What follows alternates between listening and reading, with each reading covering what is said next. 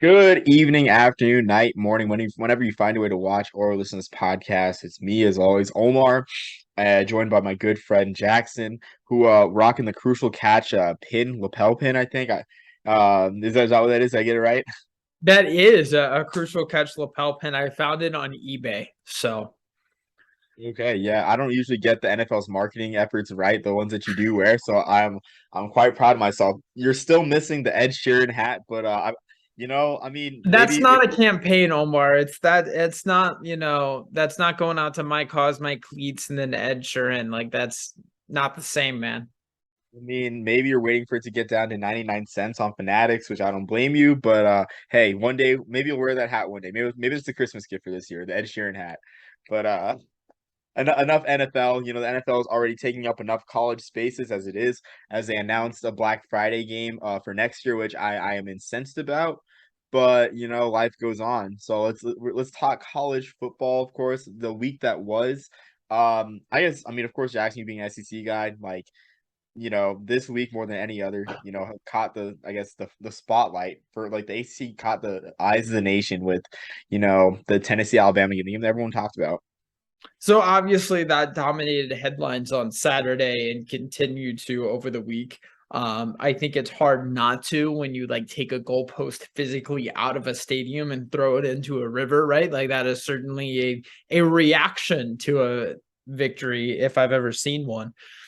I think it is interesting all the donation campaigns that you see the president smoking a cigar in his like box saying, "Hey, it's no big deal. We'll do this every year if we can beat Alabama."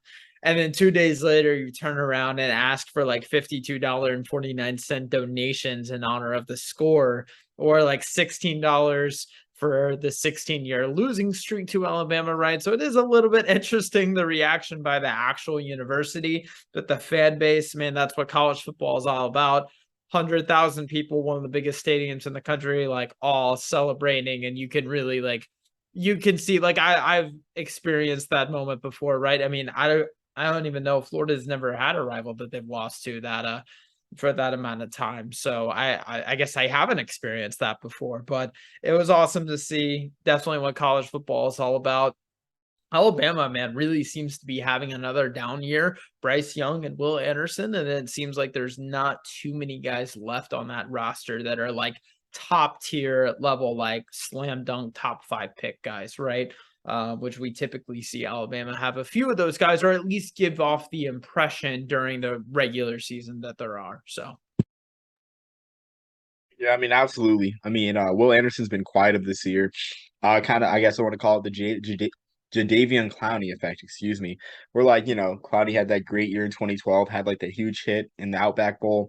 And then the next year our offense is kind of keyed in on him. Same thing with Will Anderson, I feel, where it's just like I'm sure he's making a great difference on defense. He's not showing the stat in the box score.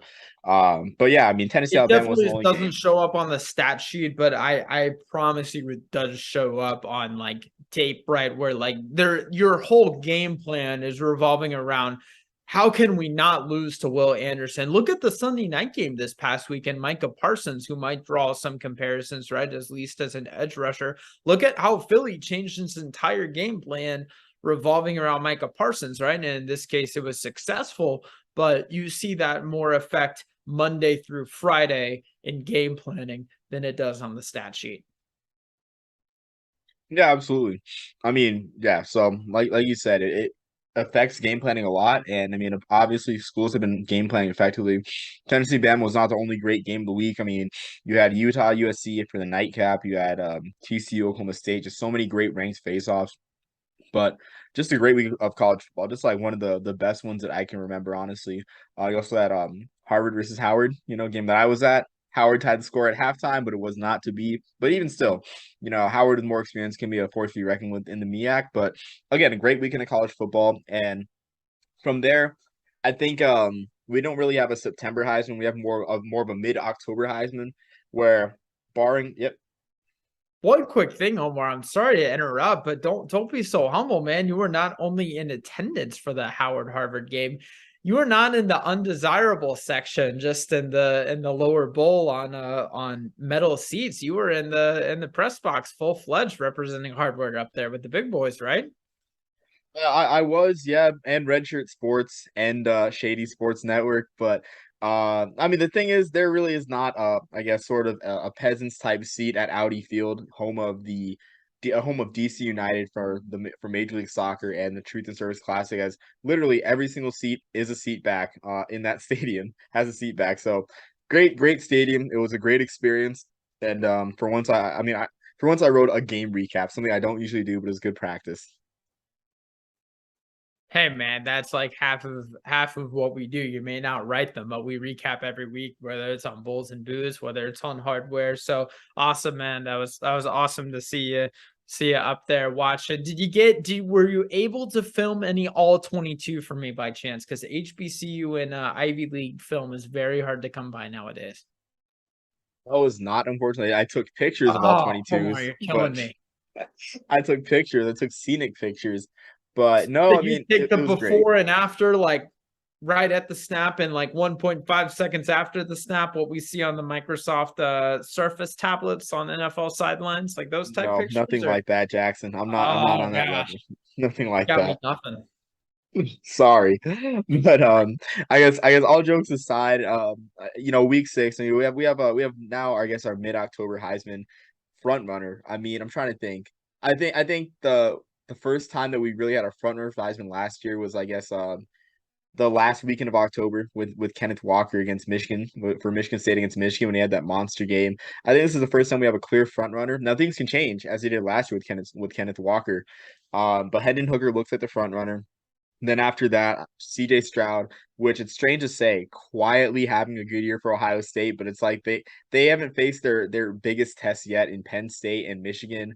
But CJ Stroud having a quietly good year for Ohio State. And then for third, I have Chase Brown, a guy that, we're going to talk a little bit about before we hit our main topic. But Chase Brown had an absolutely amazing throwback performance for Illinois. I mean, kind of willed them to victory. Well, not really willed them to victory, because Tommy DeVito had 252 passing yards, had a solid game.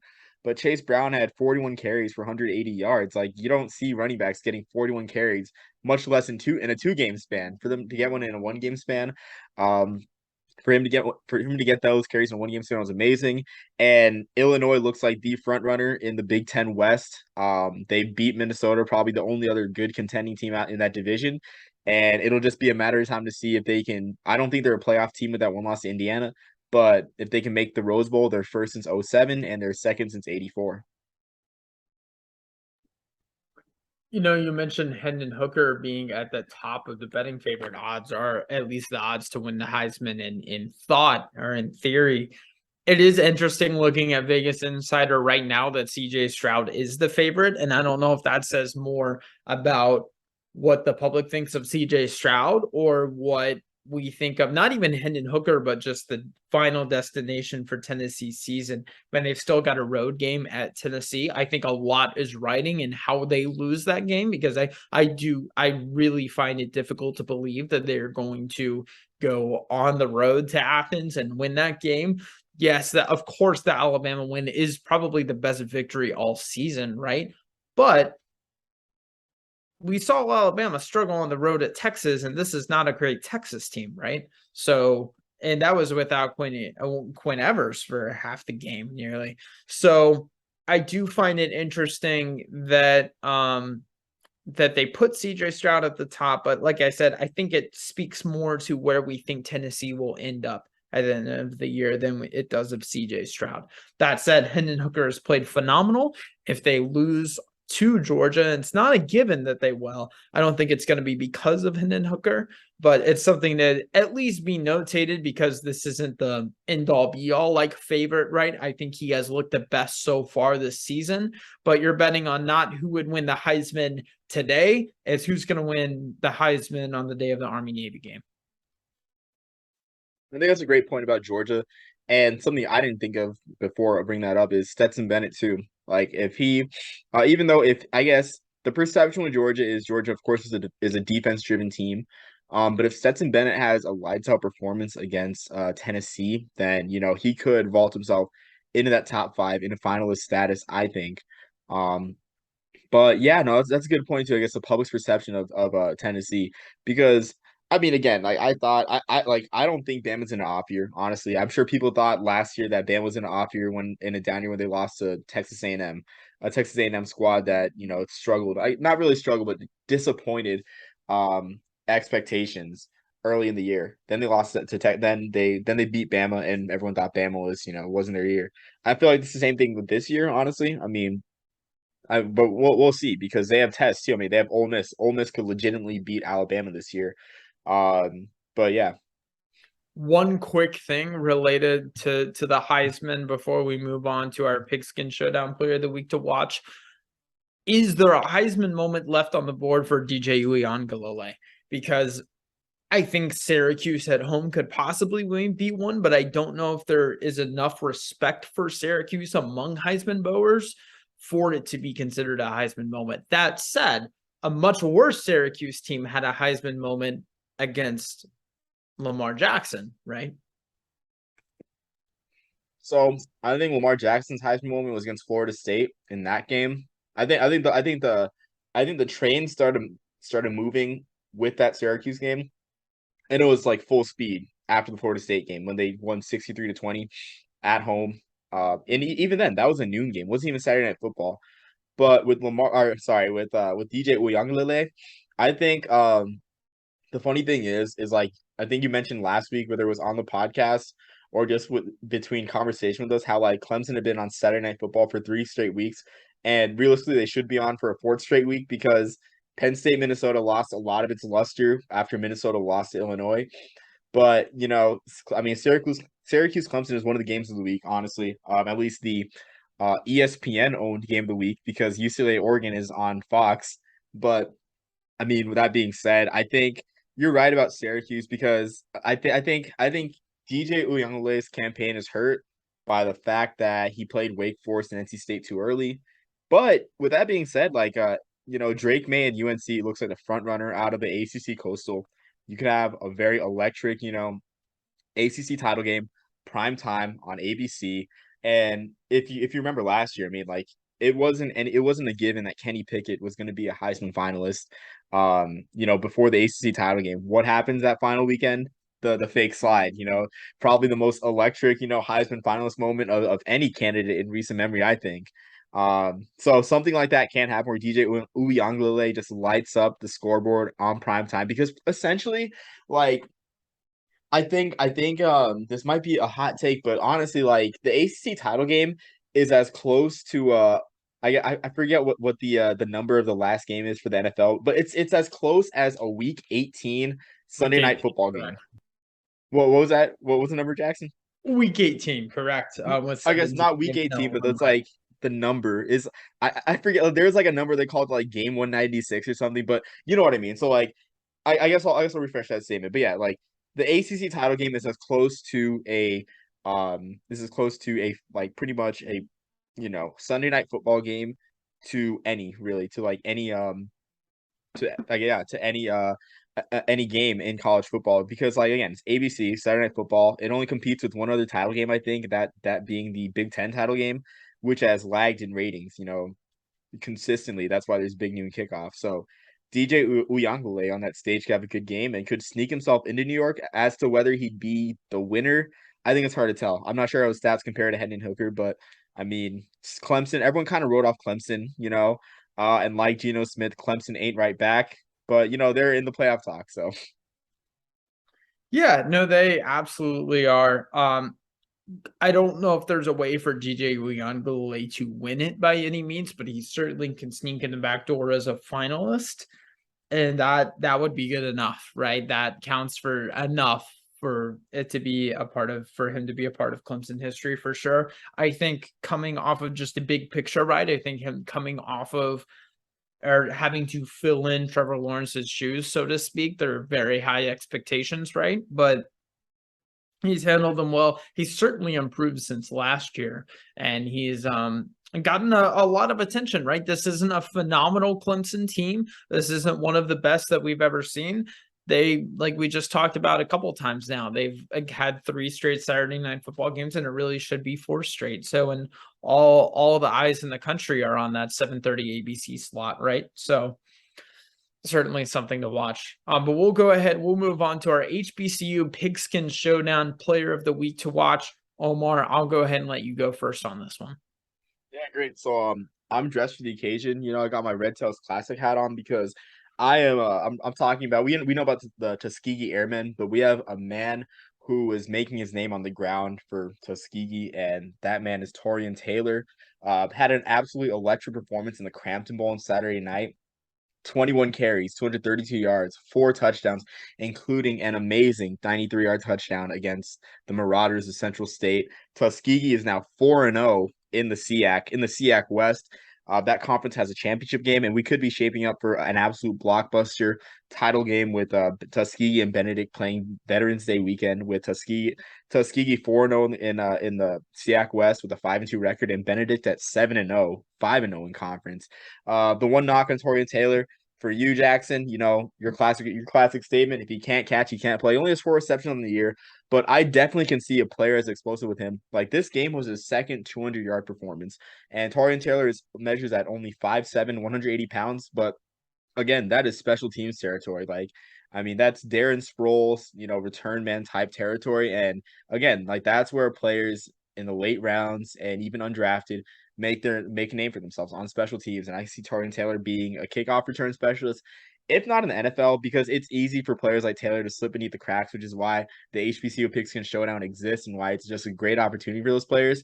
But I mean, I can see returning kicks hopefully for my Generals in the USFL. But again, Coach Williams, Coach Grove, I know your games in Selma or in Marion, Alabama. If you want the local fans to come out, invite this great tailback out of Tuskegee, Alabama, and the fans will flock to Marion. You'll have more money than you know what to do with, coaches.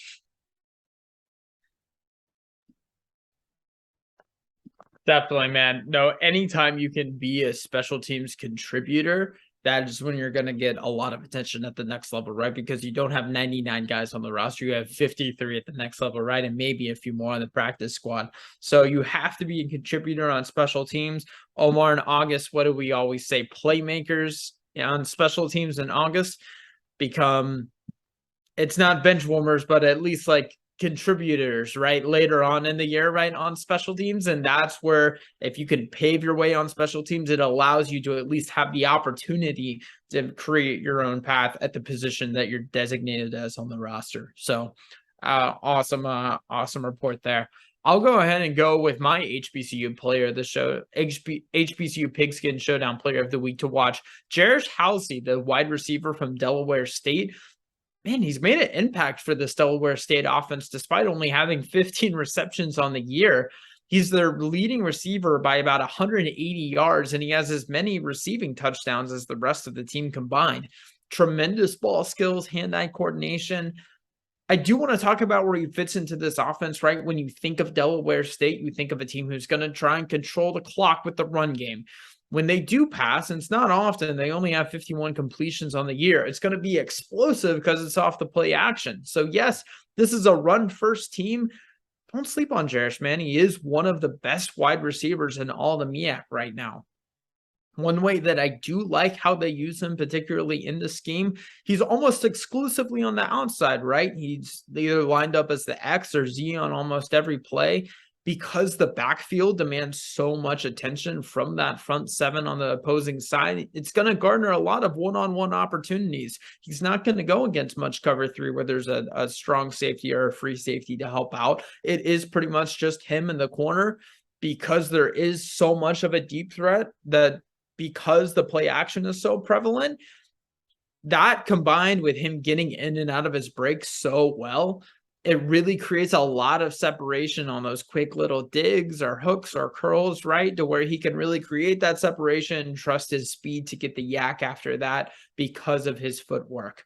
One last thing I want to talk about with this Delaware State offense, right? Even though they are a run first team and they don't run as much 12 and 22 personnel as like run heavy FBS teams like Kentucky, like Utah that we see at the FBS level. That means he has a lot more responsibilities in the run game, right? Not something that you see that often for a 5'10 receiver. I think he's 160 pounds, right? So he doesn't hesitate to run block as well, something you rarely see off of a smaller outside receiver. Yeah, I mean, I love that selection of Jarish Halsley for you, Jackson. I mean, last year we talked a lot about Trey Gross a lot, especially come the All-Star season when he played in not just the Tropical Bowl, but the HBCU Legacy Bowl as well. Halsley's kind of the opposite of Trey Gross. Trey Gross being a long physical receiver, Halsley 5'10", 160. It's interesting you mentioned that they play him out in the X position, not so much in the slot, because you look at a guy with those type of dimensions, excuse me, those type of dimensions, 5'10", 160, you think a slot guy. But again, like the play action game is strong with Delaware State. They're gonna run the ball, and that's their calling card. They play tough defense. Like last year, their defense was tough. Not much has changed this year. They have a tough defense. They have a defense that allowed them to hang around with Delaware for a while until Delaware kind of wore them out with that. That game was only 14-3 at halftime. So Delaware State is definitely a sleeper. Like a lot of people's sexy picks for the MEAC are either the defending champs, South Carolina State, with big game Buddy Pugh at the helm, or North Carolina Central with Davis Richard lighting it up there. But I think Delaware State. I've been riding the Delaware State underdog or sleeper bandwagon for the past couple years. But I mean, I wouldn't write them off either this year. I mean, we'll see. Like they're built to contend with teams like North Carolina Central, defense focus, ball control, get the ball to David or excuse me, keep the ball in Davis Richards' hands and keep the game in their control. But it just makes the MEAC race even more spicy. This week, they do have a game on the road against Howard, right? A team you saw live and in person last week. I do want to mention last year he had a 75-yard kick return. Doesn't mean he will make his mark on special teams this year. Doesn't seem like they're using him as much. I haven't seen the stats myself, so some of our draft HBCU friends might be able to help me out on that. But I mean, he'll definitely make his mark off of play action if he doesn't there, right? So looking forward to seeing him there. Yeah, absolutely. I mean, and again, you mentioned the game against Howard, a team that I saw last week. Howard's just a young team. Delaware State is the type of team, older, experienced to kind of wear down Howard. That's not to say Howard's a bad team, but I mean Howard just they hung around with USF, but they got outlasted in the end. And then they hung around with Howard, and then they hung around with Harvard, excuse me, and then Harvard's experience took over. So I expect the same thing to happen, but just not be a blowout. I think Delaware State pulls this one out, but yeah, I guess enough talk about our HBC. That was a really filling discussion. I enjoyed it. I guess so. We're gonna go to our Mackey Award talk. So each week we're talking about a different award each week, as the season kind of winds down. So we're talking about tight ends. And this one, I think, honestly, for casual fans, is the hardest one to pick out because the tight ends are doing the dirty work. They're not your guys averaging 20 yards a catch or like even heck 16, 17 yards a catch unless they're Isaiah Likely. But again, they're still making their mark on the offense. And there's only like I guess casual college fans, like even most college football fans, can only name a handful of tight ends, handful of starting tight ends, like right off the bat. So this one was a tough one for at least me to scout. But Jackson, I guess who's your I guess if you want to, I don't know if you want to spitfire every single one of your guys or just go one by one. Yeah, absolutely. I mean, I can go ahead. Do you want to do all three and then all three? My prediction is included in my three, right? Just because I think he is legitimately the best tight end in the country. So it's up to you, man. It doesn't matter to me, so I'll leave that up to you. Got it. Got it. All right. I'll go ahead. I'll do all three. I'll go ahead and start with, I mean, this name should be at the top of everyone's list, right? Brock Bowers, the tight end from Georgia. He's a deep threat. What else can I say, man? Like you don't see that often from tight ends. It's special what he is.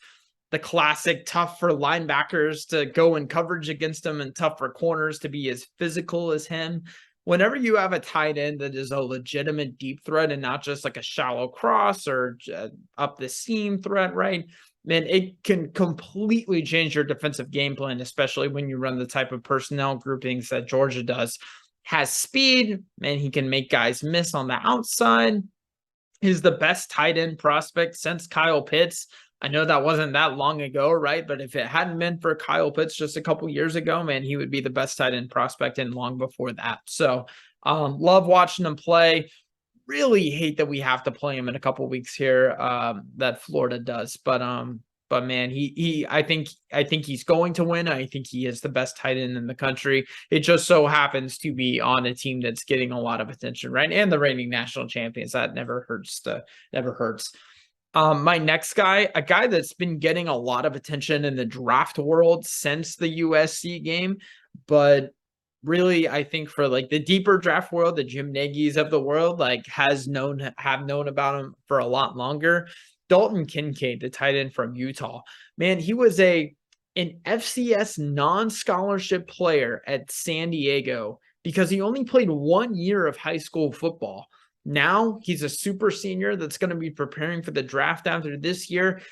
What I love about him, he checks all the boxes of stuff you can't coach, right? He has arm length, he has strong hands, he has those musts that you need to be a top tier tight end because he does lack a lot of experience, right? And especially Power Five football experience. He is like a very raw talent. It's understandable, right? He wasn't even playing football his sophomore year in high school.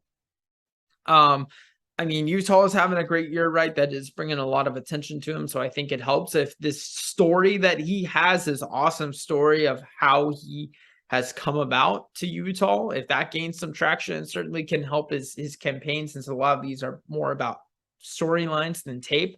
It'll help, but man, he is a great tight end. And looking forward to seeing him at the next level and how that translates. My last guy, Davis Allen, the tight end from Clemson. His route running is something that's very interesting to me. It is not by any means the most complex route tree that he has, but like that I don't know if you saw the highlight against FSU. He's lined up as an X receiver, runs a goal line fade on 3rd and 7. So this is an all or nothing scenario. In like tremendous, like gets 1 foot in, but then if you're looking at from an NFL perspective, right, gets his shin, so that counts as any other body part counts as 2 feet, right? So it's an NFL catch and like tremendous concentration. And apparently it's pretty common for him to line up on the outside, right? They have him lined that separated from the offensive line and even outside the numbers at times. So it is interesting to see how Clemson uses him in that offense. The only downside to that, though, there is not as much expected from him when he is lined up in the interior as an attached tight end, right? And you see that especially in his run blocking. So that's certainly something he needs to improve. Thankfully, I don't think that's a huge box to check off on the John Mackey Award voter list, right? So that certainly helps this case. One more thing from an NFL standpoint, though, that I kind of wanted to point it out. Typically, what you look at as an NFL team, hey, how was he in his freshman year? How is this going to translate immediately to our team? If you look at his freshman year as a 3-star recruit coming into Clemson, he had a 103.5 QBR when targeted, and he saw action over 15 games. So a pretty good sample size. He's being used uniquely at Clemson. More eyes are going to be on him. It's definitely something that I keep an eye on in fantasy football, right? Any sort of edge you can get for a tight end. So and man, he's got the frame as an NFL tight end, man. He's 6'5.5". He checks a lot of boxes, and looking forward to seeing him improve over the year and at the next level. Yeah, I mean, I like your list a lot, honestly. I mean, 2 out of 3 of my list is the same. The thing with Brock Bowers too that makes him transcendent is just his contributions to the run game. And you think first, oh, there's so many great tight ends that are great blockers. Like, no, no, no. I mean, actually, legitimately running the football. Like everyone saw his 75-yard touchdown against Kent State. He has 3 rushing touchdowns in the year. A tight end with 3 rushing touchdowns. Not just is he a front runner for the Mackey Award. I think you could even pencil him in to be a front runner for the Paul Hornung Award for most versatile player in college football. So I mean, Brock Bowers is just one of those guys that you can, flex. I guess I can kind of see him as like a Jason Kelsey. We saw the past couple games for the Chiefs where Jason Kelsey, and I mean not just past couple games, just last season as well, where Jason Kelsey takes snaps from quarterback, uses his roots as a quarterback in high school, and just runs Wildcat. One of the few, I guess, teams in all levels of football that run Wildcat. But I can see Brock Bowers' experiences as in the run game, kind of putting him in that role as well. As for Dalton Kincaid, huge game against USC. Really, the name kind of emerged from there. And you mentioned San Diego. San Diego, I wouldn't say they're a factory, but they have produced some good pro talent. I mean, everyone knows about the well traveled career of Josh Johnson, the quarterback for There's several NFL teams, a UFL team, and an XFL team, and an AAF team for that matter. Everyone knows about Josh Johnson, right? San Diego product. Reed Sinnett, a backup quarterback for the Dolphins, who's hung around in the practice squad, been with the Eagles as well. San Diego product. So they produce some guys out there in San Diego. They've had a rough year so far this year and the past year, but again, just a great football program out there in California. As for my three guys, again, the first two are the same, Jackson. Or I guess the first one is the same. Brock Bowers, of course. Not much else needs to be said with him. After that, I got Dalton Kincaid, and my one point of discussion comes from my third guy, which I have Sam Laporta for Iowa, just because of what he means for the offense. Like, if you look at how Iowa's been the butt of several jokes. This their offense has been the butt of several jokes this season. If you look at where this offense would be without Sam Laporta. And it's a funny thing to say because Laporta has not scored any touchdowns. And I'm not saying touchdowns are not an important stat, but his production is through the roof, like proportionately, because Georgia has so many other weapons, right? You can afford to take your attention off of Brock Bowers and put it towards the run game. They have a great receiving core. Same thing with Utah. Utah's got weapons like Dalton, or I'm sorry, Sam Laporta is pretty much, I wouldn't say doing it himself, but he has 30 catches for 278 yards, I believe. His 30 catches are more than the top two wide receivers in Iowa combined. Those two combining for 27 receptions. So defenses are keying in on Laporta. They're not stopping it.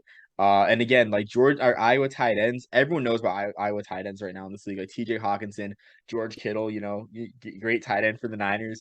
But I mean, like, I think Laporta will probably get a finalist look just because of what he means for the offense. The numbers might not be there, but I think receptions, it's comparative to Bowers. I mean, it's just not yards per catch. Like his yards per catch doesn't match Bowers and it doesn't match Kincaid's, but his production and what he means to that offense should get him a spot.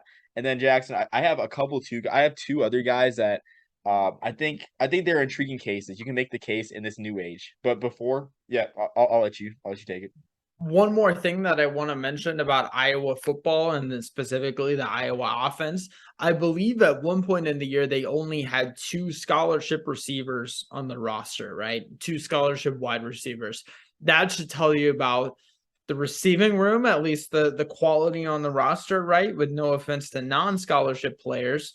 But it just speaks that hey, a disproportionate amount of attention is on the tight end. That's something we saw. Think about Trey McBride, right? He was the Colorado State passing game. And I just wanted to, one, make that comparison, and two, point out how bad that Iowa receiving room is and just the lack of depth that they have, or it's not top heavy. It's only top heavy in the sense that it's one tight end kind of carrying the run game or the passing game with that. Yeah, exactly. I mean, and it's funny to know. I mean, the second leading receiver is another tight end who has 9 catches for 157 yards. But again, I think Sam Laporta should get all the credit in the world for what he's doing for Iowa. Now, my two guys of intrigue, which I don't think they'll get any love for the award, but I think if we look at the award in a different perspective, then it makes sense. So I have two Service Academy guys. So I'm not doing that because of bias, but we have Kyle Patterson for Air Force, who has 3 catches for 81 yards in the year. And you look at that and it's like, yeah, it makes sense. He's in an option offense, but he has the highest pro football focus grade and the second highest run block grade of any tight end. And who has the highest run block grade of any tight end? That would be Josh Lingenfelter of Army, who has the second highest PFF grade of any tight end. And the thing is with that too is like you look at just the scheme, it's like how much I guess it's probably not a huge deal for Mackey Award voters, right? Their role in the run game, but you look at the advanced metrics and what these guys do, like how good the edge game is for Air Force and Army. I think they're worth consideration in a different light, but just the way it's conventionally, I guess, the way the award is conventionally looked at, best tight end, in a receiving manner and statistically, they definitely won't get a look. But just the advanced metrics and the way that this game's going with analytics, it's an intriguing like thing to look at. How Kincaid, yeah, Dalton Kincaid, you know Brock Bowers, and Sam Laporta were not in the top five, but those two guys were. So, not saying they should be finalists, but I do think like they deserve credit for I mean their run blocking prowess and their obviously the way they create matchups on the field. No, absolutely, man. Hey, I mean, a great list, right? Two-thirds of your list I completely agree with, just because we have the same guys. I assume your prediction is Brock Bowers as well to end up winning the Mackey Award. Yeah, I think so. I mean, again, because it's not just receiving. I assume that he'll get more carries, whether it's like a few more carries for Georgia, but he's gonna make an impact in the run game too, something that no other tight end can even, really say. So yeah, I got Brock Bowers winning it. And honestly too, I will say this, like being a longtime Niners fan, Brock Bowers kind of reminds me of like a Delaney Walker, a guy that has the speed and the ability to make plays in the run game as a runner. Because I remember the Niners would run Delaney Walker on end arounds. So kind of an obscure Niner and Titans fan reference, but yeah, like the sky's the limit for Brock Bowers. I'm excited for him. Omar, are you possibly getting the idea to make previous NFL player comparisons to a current college player by, say, watching the NFL Combine in March? Or are No, you in late February or no, Jackson, no, no? All right. Can no. I interest I'm you in sorry. that this year, possibly? Maybe if we made the comparisons during the East West Shrine Bowl or the Senior Bowl, where they're actually playing an actual game, then yeah. But otherwise, I'm not watching guys do drills. I'm not watching guys do All football right, fair practice. enough. We'll get there someday, man. We're getting there. We'll go ahead and move on to our week 8 games of the week to watch.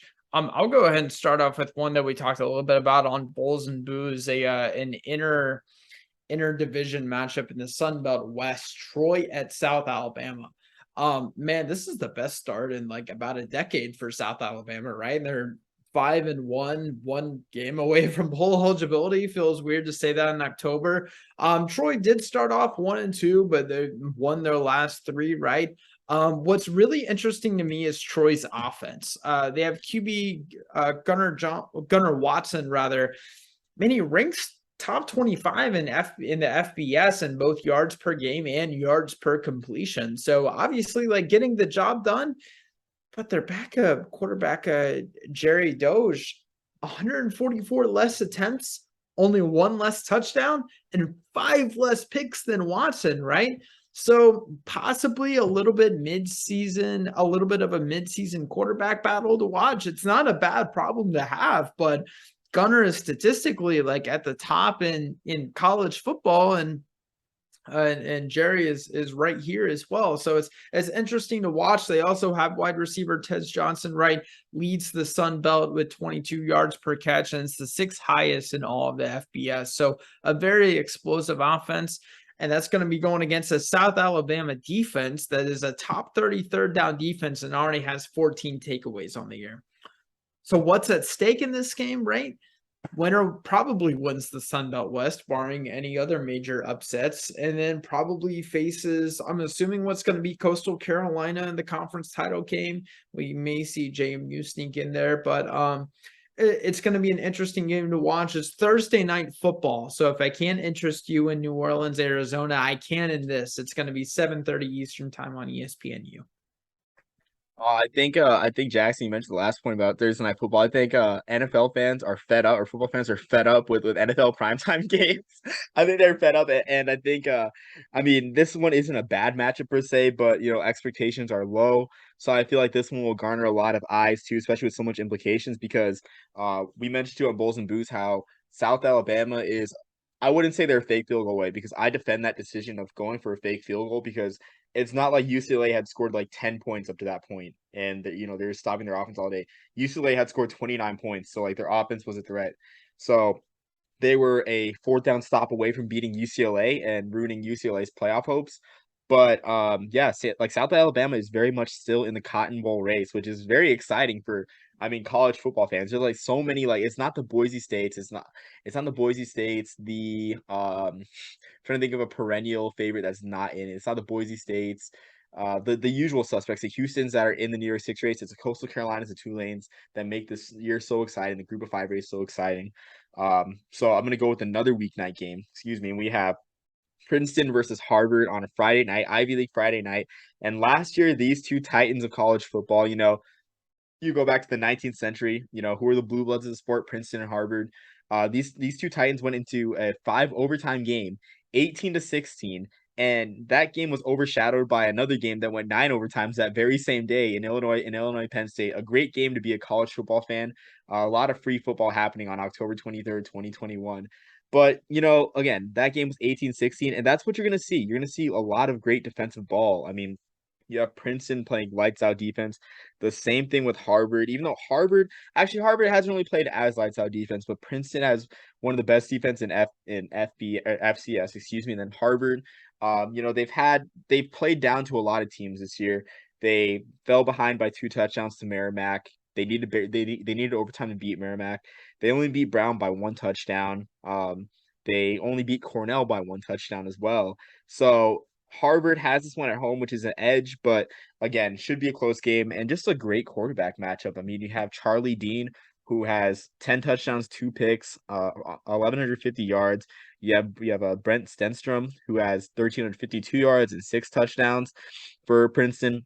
But also too, I want to bring attention to some pro prospects.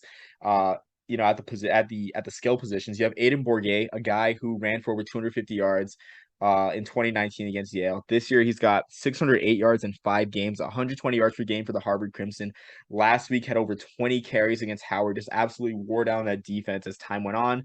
And then you have Andre Yoshivas for Princeton, a guy who you shared a tweet with me with Dr. Bell from NFL Live, showing some light for Andre Yoshivas. And Yoshivas is just a great possession receiver. 31 catches, 447 yards on the year, 3 touchdowns. So again, just really great pro talent on display on a Friday night on the ESPNU, 7 o'clock Eastern, 5 p.m. Mountain Time. And even then, don't even sleep on Kim Wimberly for Harvard, who has 458 receiving yards. So much talent. This is almost like going to be like a who's who of late round NFL prospects in this game, and probably will decide the Ivy League for that matter. Omar, you are really like pushing the train to be Ivy League Friday nights for it to become an American tradition. I don't think we're quite there yet, but we're getting there closer and closer every week. That no matter the quality of game that they put on Friday night, we're still pushing it out here on Hardware. So I appreciate This one's a good one though. Like this one is an absolute it. Is a good one. banger. It is a Yeah. good one. Yeah, not all of them have been, but this is a good one. So We'll add one more guy. Sorry, we'll add one more guy I didn't recognize. Andre Yoshivas is not the leading receiver of Princeton, believe it or not. It is Dylan Clossy, who has 30 catches for 476 yards. Like again, there's just so much talent to recognize. sounds I like don't think I could say that it's gonna be talent more. has some, or that receiving room has some depth. Both of them do. So should be a good game, honestly. Absolutely, man. I will go ahead and go with my next game of the week to watch. Louisiana Monroe at Army, oddly enough, is a game to watch. Both are 2-win teams. I think both teams are starting to go into desperation mode if they drop this one, right? Look at Louisiana Monroe. Their losses are very understandable at Texas, at Alabama versus Coastal Carolina. On the road at South Alabama, who's 5-1, gave UCLA a hard game, right? We were just talking about a fake field goal away. Army, on the other hand, man, 5-score loss to Wake Forest, a loss at Coastal, which is understandable. Another 3-score loss to Georgia State. Army is locked into the Independence Bowl if they become bowl eligible. They do need to get 4 more to get that, but I feel like the path is not plausible. It's not a reasonable path if you lose a game to Louisiana Monroe. So that's my opinion. Interested to see who wins the game because, yeah, like I said, like the loser, man, it's going to be on the outside looking in as on Bulls and Booze. So they're going to tune in and we're not going to be talking about them. And that's going to be painful. So. Yeah, I know last year you had your jokes for your weekly pick against Army, and this is the first time you mentioned Army pick all year. I guess we didn't mention Coastal Carolina Army, but yeah, the first time in a while. But I will say this, so yeah, for Louisiana Monroe, I don't think it's panic mode for the program because I think Terry Bowden has him on an amazing track. For those of you that remember, the heights he took Akron to, he took Akron in the MAC title game, and he had them beat a Northwestern team that ended up winning the Big Ten West. And Akron didn't even make a bowl that year. So he's kind of on the same track with Louisiana Monroe, where they have one-off big games, but they've yet to put a whole season together. Last year they beat Malik Willis and Liberty at home. An amazing win for that program, but they couldn't put it together to bowl eligibility. This year, they beat Louisiana on the road for the first time since the mid 2000s. But again, you want to see like, is Louisiana Monroe going to put a whole season together for bowl eligibility? Again, I think if they don't get it this year, I think this looks like a bowl team next year. With just how open the Sun Belt is, I think Louisiana Monroe has great prospects for the future, and I think I encourage them to not give up on Terry Bowden because it's a long-term project and he's just climbing that hill slowly. You know, he's climbing the mountain. We saw Brent Brennan climb the mountain for San Jose State and like look at that. They're a consistent program now. I think there's a similar trajectory for Louisiana Monroe. And this Army game could be a huge statement because 2 years ago, 2020, it was a pandemic game, you know, it was the second week of September. Louisiana Monroe looked lifeless, 37-7 win for Army, but this is a way better Louisiana Monroe team and Army's got their work cut out for them. For Army, on the other hand, the thing with Army, because Tennessee canceled on us, which probably for the better now, you know, in retrospect. We had to schedule Villanova for a second FCS school, so now we need 7 wins. So we need to go. Let's see, there were 2-4. We need to go six and.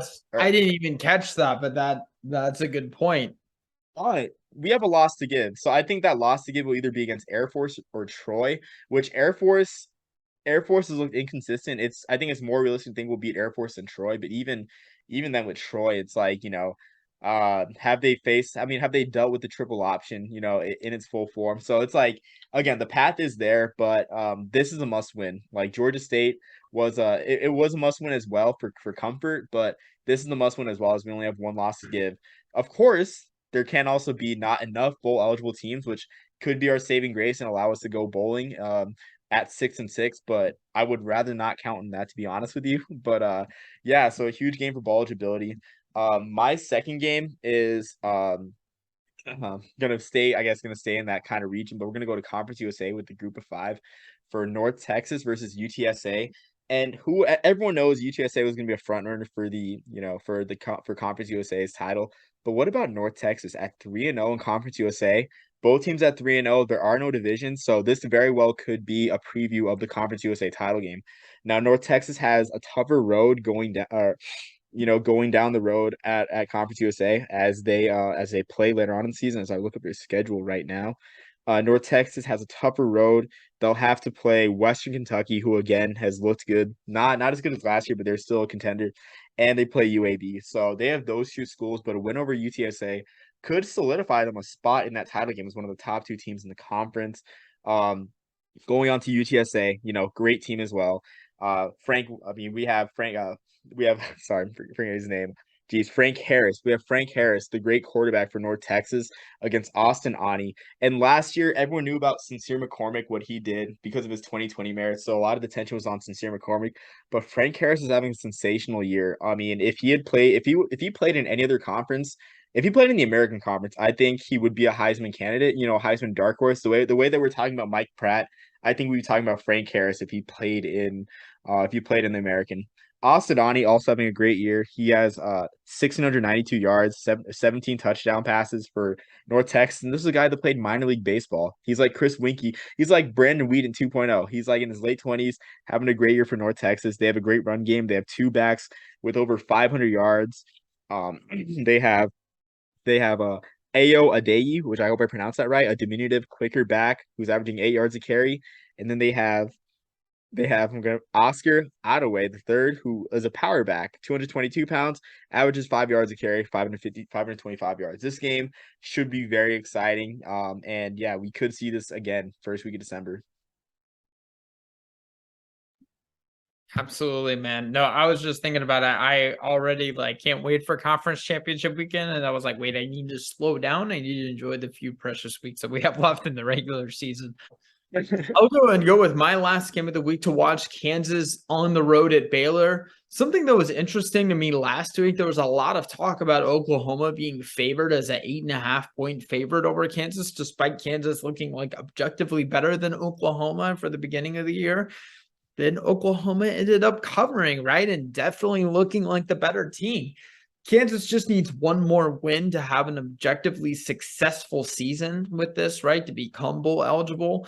Baylor, on the other hand, Baylor had a lot of talk about being repeating Big 12 champions, right? Desmond Howard even picked them to go to the college football playoff.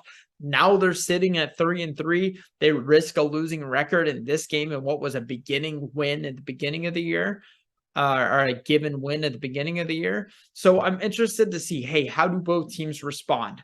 For Kansas, this is going to set the precedent for a very tough remainder of the year. Oklahoma State at home, on the road at Texas Tech, Texas at home again, and then on the road back in Manhattan against Kansas State. And then for Baylor, what really concerns me about Baylor, your two easiest games left after this, Texas Tech and Oklahoma, are both on the road in places that are not very easy to play. So I'm very concerned for Baylor about where their season ends if they drop this one too. Yeah, I would agree. And so like in doing my research for games to watch, I looked at Duke, Miami, of course, and I think we kind of, in terms of Kansas, it's a great story. It's a really great story, but I think we kind of oversold some of the teams that they beat earlier in the year. I mean, you look at Tennessee Tech, of course, FCS win. West Virginia. West Virginia is not a bad team, but they're a middle of the pack Big 12 team. We thought, they could be, that we thought that was like an 8-4 team or whatnot. Houston looks like a 7-5 team out of the American. And then Duke, I mean, Duke, if they don't win if they don't beat Boston College, Duke may miss a bowl game in all reality. So I think we kind of did the same thing with Kansas, and again, Iowa State too. Iowa State was another one where like Iowa State has kind of reached their peak. I don't think Iowa State's that good of a program this year.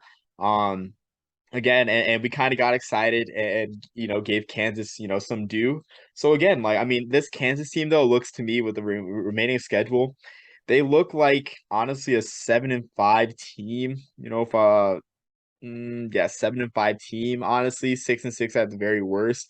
But I think they do need this Baylor game at least to have that reassurance, of going bowling. But I do think that they won't be in the top half of the Big 12, but it's still a great story nonetheless. But Baylor, I'm not sure what happened to Baylor this year.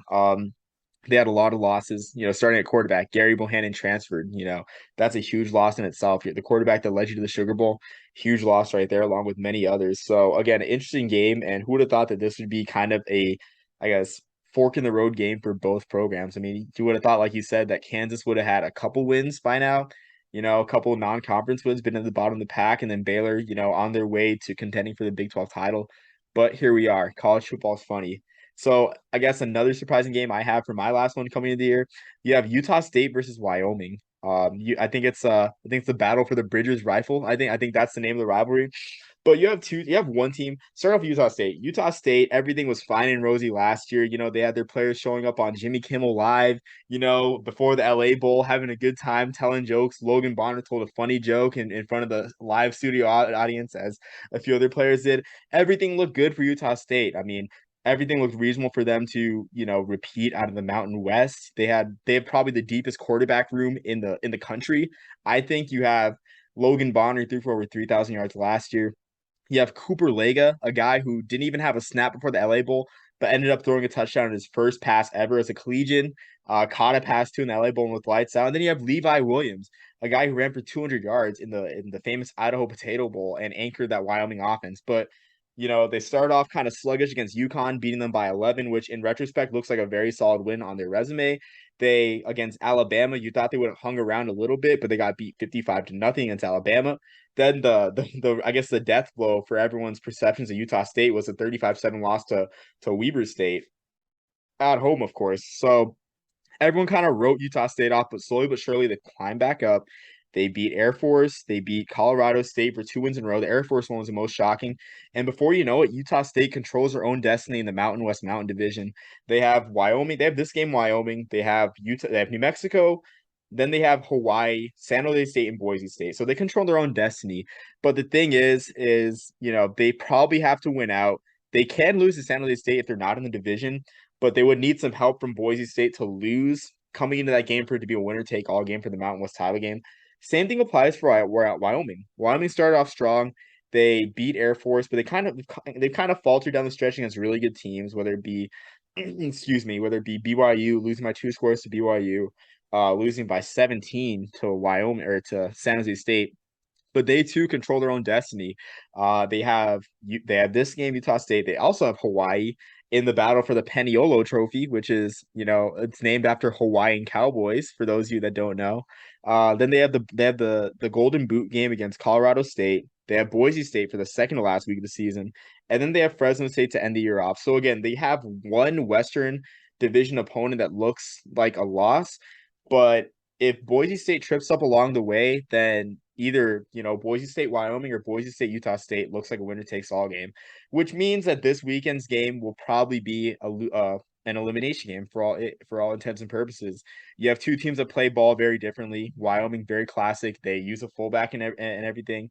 They have a quarterback, Andrew Peasley, a good threat on the ground, and Utah State likes to spread the ball around and throw it. Not so much this year too, as they're down to their fourth quarterback, but somehow they're still in the Mountain West race. As last week, their quarterback, Bishop Davenport, had a solid game off the bench. Now we'll see how he stands against Wyoming. But again, this game serves as an elimination game for the Mountain West Mountain Division. It's a shame that we're talking about San Jose State like, oh yeah, they like might be able to drop the game to San Jose State, but they need help. Like, man, that's brutal because we had such high hopes for them. We're hoping that they could return to the Mountain West Championship. But man, it happened. They So can. Yeah, I mean, so they San Jose definitely State can, but it's not as impressive of a showing. We're not talking New Year's Six anymore for them, and it is tough, But I will that's say it for me. this, like San Jose State, they have never played a Power Five conference or Power Five opponent in a bowl game. That is very much in stake, whether it be the LA Bowl, that the Mountain West is tied to, of course, which makes a lot of sense for San Jose State to play in. They're only 5 hours away from LA. Right. And they probably look the best out of any Mountain West team. And then you have one of the Dallas Bowls in the ESPN's possession, whether it be the Frisco, the First Responder, the Armed Forces Bowl. You can send San Jose State there to play their first ever Power Five bowl opponent. So a lot still at stake for the Spartans program wise. No, absolutely. There is a lot to get out of the season. I want to recommend or suggest that this season is a failure, but definitely is a different conversation than it was a few weeks ago. But yeah, man. Anything else? I think that's it for me, honestly. Anything else you want to point out before we enjoy this good week of football? No, I mean just a great week at all. I mean just definitely a great week all around. If you're nearby a game, go ahead and catch it. I'll be watching New Mexico State, San Jose State for with the family. Hour and away, so an hour away from me, 3 hours from my family. Gonna meet in the middle, but yeah, just enjoy this weekend and hopefully it'll be as good as last weekend. Because if it is, it'll be a great place to be. Georgia State, Appalachian State, Wednesday night on ESPN2 at 7:30. Can't wait for that one as well because we have Wednesday night football now. Izzy's thrilled. Oh yeah, exactly. Yeah, we have it like this weekend next week. There's a game next week. It's I think Eastern Illinois versus McNeese State. That's on a Wednesday night for whatever reason. But Fantastic. I love it. But yeah, I guess until then, everyone, peace, love, and soul.